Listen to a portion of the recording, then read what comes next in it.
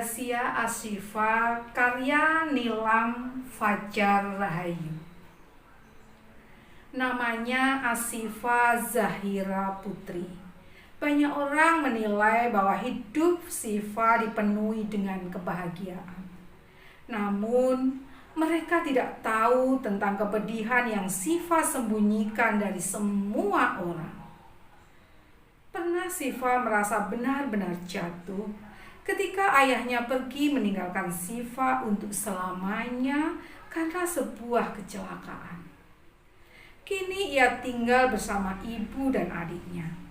Syifa kini bahagia di saat keluarganya sudah bisa hidup tanpa kehadiran sosok seorang ayah. Namun, Syifa dibuat sedih lagi oleh keadaan. Saat ia dinyatakan menderita kanker paru-paru, Syifa merasa hidupnya tak lama lagi. Di sore hari, Syifa meminta izin kepada ibunya untuk pergi ke taman. "Ibu, Syifa izin ya mau ke taman komplek depan sana," kata Syifa. "Iya nak, jangan kesorean ya pulangnya," ucap ibu Syifa. Saat sampai di taman, Syifa duduk di salah satu bangku yang mengarah ke satu sudut taman yang terdapat banyak sekali bunga bermekaran dan berbagai warna. Entah kenapa saat melihat bunga-bunga tersebut, pikirannya sedikit tenang.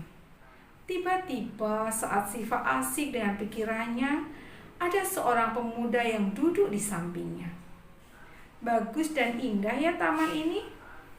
Kamu banyak pikiran ya?" ucap tiba-tiba pemuda tersebut. Syifa lalu menengok ke arah pemuda itu. "Kamu kenapa? Kok tanya kayak gitu? Wajahku kelihatan sekali ya?" Pemuda itu menjawab, "Tadi aku melihatmu lagi melamun, jadi aku langsung ke sini.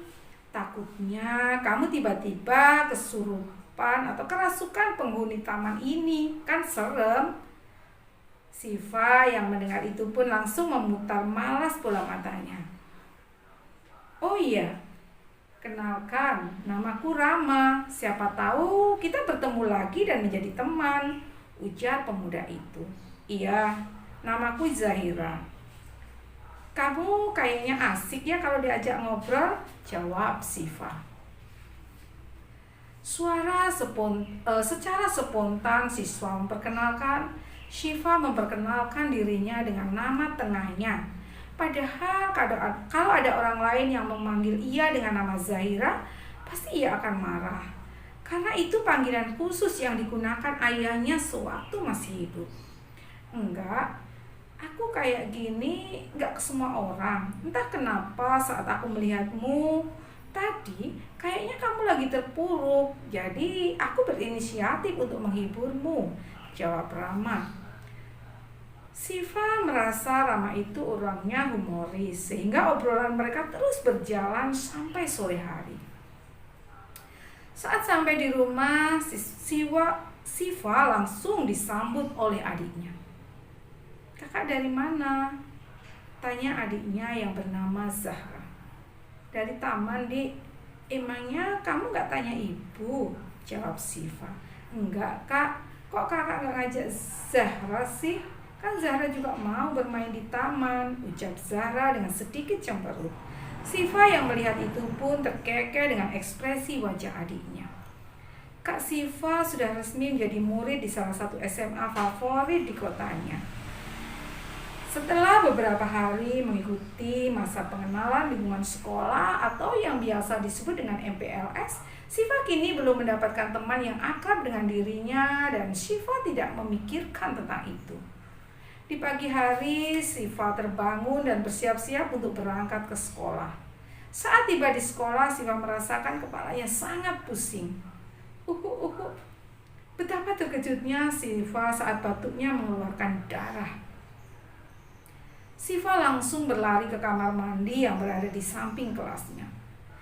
Saat sampai di kamar mandi, Syifa langsung membasuh tangannya. Rasa pusing di kepala Syifa terasa makin sakit. Siva langsung meminum obatnya dan rasa sakit di kepalanya perlahan menghilang. Namun dia berpikir, sampai kapan dia harus bergantung dengan obat itu? Obat itu hanya sebagai penghilang rasa sakit untuk sementara. Ingin sekali Siva menceritakan tentang penyakitnya kepada ibunya. Tapi Siva tak mau membuat ibunya khawatir dengan keadaannya. Saat ini yang tahu penyakitnya hanyalah Dokter Arthur. Dokter yang menangani Siva dari awal melakukan pengobatan. Tak terasa, kini Siva sudah naik ke kelas 11 dan Siva juga sudah mendapatkan teman, bahkan bisa dibilang sahabat. Siva kini memiliki 4 sahabat yang bernama Reina, Tania, Luna, dan Naila. Mereka berteman sejak diadakannya suatu kegiatan kelompok di rumah Siva. "Sif, orang tuamu kemana? Kelihatannya rumahmu ini sangat sepi," tanya Tania. "Ibuku jam segini masih bekerja, sedangkan ayahku sudah tiada karena kecelakaan," jawab Siva. "Oh, maaf ya kalau membuatmu sedih," kata Naila. "Gak apa-apa, santai aja. Yuk sekarang kita mengerjakan tugasnya," balas Siva. Saat semua orang sedang sibuk dengan kegiatan masing-masing, Luna meminta izin untuk mengangkat telepon. Luna mendapatkan telepon dari papanya. "Halo, assalamualaikum Pak," tanya Luna. "Waalaikumsalam. Luna, Papa sudah menemukan semua penyebab kecelakaan yang sudah membuat mamamu meninggal," ujar Dion, Papa Luna. "Kematian mamamu bukan hanya karena mobil mamamu menabrak pohon. Ada hal lain yang menyebabkan itu terjadi. Kecelakaan itu terjadi karena mobil yang ditumpangi mamamu menghindari mobil dari arah depan yang melaju dengan cepat. Mamamu berusaha menghindari mobil tersebut dengan membanting setir, tetapi kondisi jalanan pada saat itu sedang licin, sehingga mobil mamamu menabrak pohon yang ada di pinggir jalan," jelas Dion. "Jadi ada seseorang yang membuat itu semua terjadi, Pak. Apakah Papa sudah mencari tahu siapa orang yang mengendarai mobil tersebut?" tanya Luna. "Sudah. Pengemudi tersebut sudah meninggal tepat saat setelah mobil mamamu meledak," jawab Dion. "Bagaimana itu terjadi, Pak?" tanya Luna dengan ekspresi terkejut. "Mobil yang dikendarai pengemudi itu remnya blong dan dia terpaksa menghentikannya dengan menabrakkan mobilnya ke pohon. Tetapi ada saksi yang mengatakan bahwa ada satu orang remaja kira-kira 15 tahunan yang tak tergeletak tak jauh dari mobil tersebut masih bisa diselamatkan nyawanya," papar Dion. "Remaja itu siapanya si pengemudi, Pak?" tanya Luna. "Sepertinya anak si pengemudi, Lun. Sudah ya, Papa tutup teleponnya. Banyak pekerjaan yang belum selesai. Sampai jumpa, cantik," jawab Dion lalu mengakhiri pembicaraan. Setelah menutup telepon, Luna tidak langsung kembali ke tempatnya. Dia memikirkan siapa remaja yang selamat itu. Sepertinya remaja itu seumuran dengannya. Kini jadwal Siva untuk check up. Dia datang ke rumah sakit. Tapi sebelum sampai di ruangan Dokter Arthur, dia merasa ada darah yang keluar dari hidungnya. Dokter Arthur langsung menyuruh perawat untuk membantu Siva. Siva menerima sebuah amplop yang diberikan kepada Dokter Arthur. "Apa ini, Dok?" tanya Siva. "Buka saja," kata Dokter Arthur. Siva langsung membuka amplop tersebut kemudian membacanya. Ternyata itu adalah hasil pemeriksaannya yang menyatakan bahwa kankernya sudah naik menjadi stadium akhir. Hidup Siva gak lama lagi ya, tanya Siva pada dirinya sendiri. "Siva, kamu masih memiliki harapan untuk sembuh dengan melakukan operasi atau kemoterapi," ujar Dokter Arthur. "Tapi itu semua membutuhkan biaya banyak, Dok." "Siva gak mau merepotkan ibu Siva," ucap Siva. "Untuk masalah biaya, saya akan bantu kamu. Yang terpenting kamu mau melakukannya," kata Dokter Arthur yang sudah menganggap Siva sebagai adiknya. Siva tetap tegas tidak mau melakukan kemoterapi atau operasi. Saat Siva keluar ruangan dengan Dokter Arthur, ada yang memanggil namanya. "Panggil Tania." Siva? Siva terkejut. Untuk apa Tania kesini? Loh, Tania, kamu kenapa di sini? Mencari kakak, ucap Dokter Arthur. Siva yang melihat itu menampilkan wajah bingung. Kak Arthur itu kakak sepupu aku, Sif, ucap Tania yang menjawab pertanyaan yang ada di benak Siva. Kamu sakit, Sif? Tanya Tania. Jujur sama aku, Siva, jangan-jangan kamu sakit parah, lanjut Tania. Kanker. Satu kata yang terucap dari bibir Siva. Tania sangat terkejut. Tania, tolong jangan beritahu siapapun ya. Janji sama aku, pinta Siva. Aku janji gak akan memberitahu siapa-siapa, jawab Tania setelah berdebat dengan pikirannya. Waktu liburan sekolah telah tiba. Siva sekarang sedang berkumpul bersama teman-temannya. Guys, gimana kalau kita mengadakan suatu kegiatan? Ucap Siva. Kegiatan apa sih? Tanya Luna. Semacam bakti sosial. Jadi kita harus kumpulkan dana, terus kita sumbangkan ke panti asuhan. Gimana? Setuju nggak? Jawab Siva. Boleh, dananya dari iuran kita. Terus nanti di rumah kalian cari baju atau buku yang masih layak untuk disumbangkan ya, saran Tania. Dan untuk uangnya bisa dibelikan sembako seperti beras, gula, mie instan, minyak goreng, dan lain sebagainya, saut Tania. Gimana nanti kalau kita sudah di sana melakukan suatu permainan kecil-kecilan biar kita memiliki kesan bagi anak-anak panti, usul Naila. Siva sangat senang melihat antusiasme sahabat-sahabatnya. Makasih guys, semua saran kalian sangat bagus yang akan dilaksanakan. Untuk permainannya, aku memilih permainan tradisional, yaitu lompat tali, ucap Siva. Kenapa lompat tali, Sif? Kan masih banyak permainan lain, tanya Luna yang agak tidak suka dengan pendapat Siva. Karena dalam lompat tali terkandung banyak nilai seperti nilai kerja keras, ketangkasan, kecermatan, serta sportivitas, jawab Siva.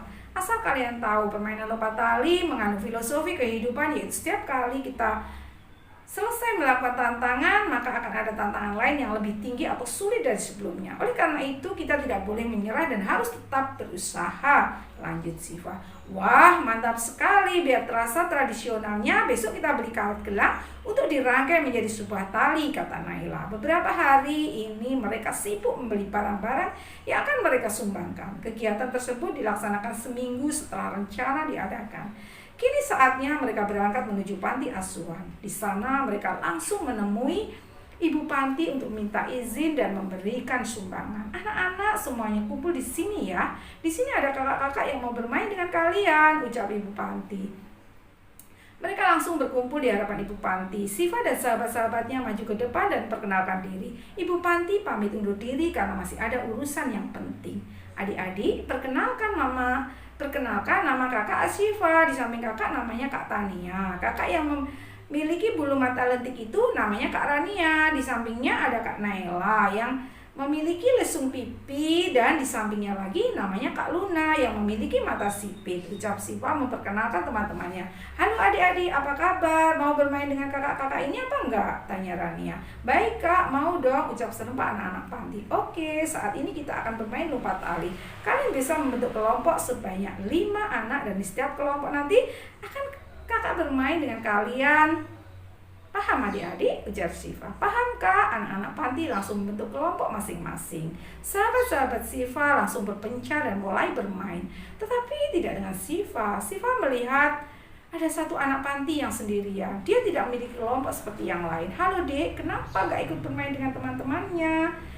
Gak punya teman Kak. Mereka semua gak mau berteman sama aku, jawab Azura. Siva yang mendengar itu menjadi bingung dan kasihan. Kenapa? Kok gitu?